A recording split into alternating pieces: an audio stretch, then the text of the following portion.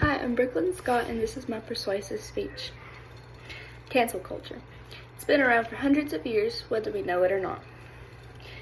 From the time that our founding fathers wrote our Declaration of Independence to the early 2000s when social media debuted, it's been around for a really long time, whether people realize it or not.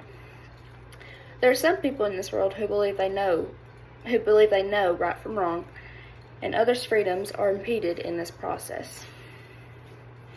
And at the end of my speech, my audience will know and understand how cancel culture impedes free speech.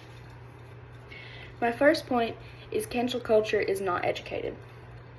Cancel culture believes there's only one right belief on every controversial topic, whether it's from abortion or if it's gay rights or even your religious affiliation.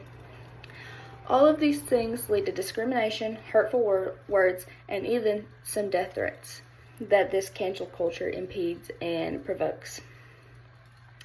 Cancel culture is usually consisted of young adults, consisted of ages 16 to 25, and I don't know about you, but with me, I noticed that this age group usually does not have any life experience and does not really know how the real world works.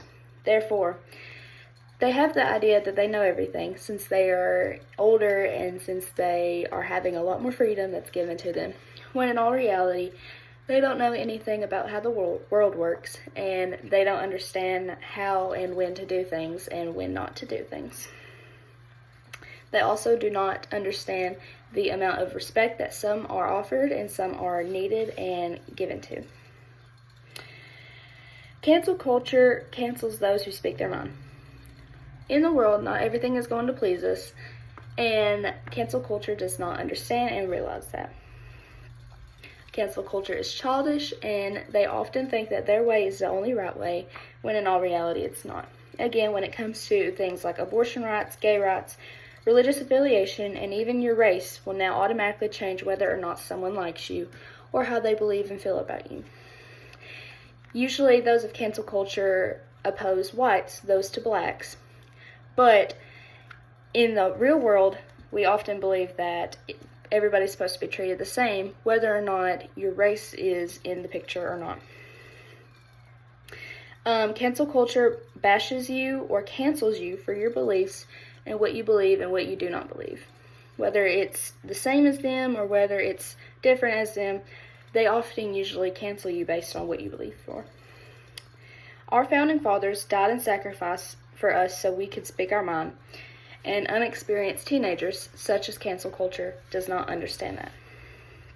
For example, someone could say, I support the police, and get automatically bashed because cancel culture does not usually affiliate with supporting the police and those who sacrifice their lives for us.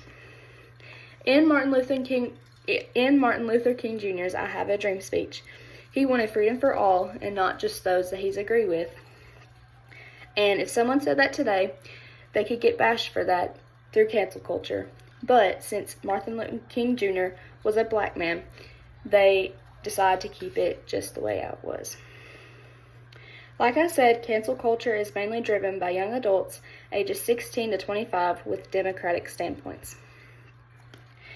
Cancel culture world usually bashes those who are of Republican views and those who are of the Christian religion. Of the Christian religion, there are things that they believe is completely right, and even if they don't agree with them, cancel culture usually bashes those who are of the Christian religion because they believe that their way is the only right way, and they do not have an open heart, an open mind that sits back and tries to think about those that are of the Christian religion and of any religion and race, and supporting those who are not of their standpoints. Not only does this bash and impedes free speech, but this bashes and impedes free rights of religion.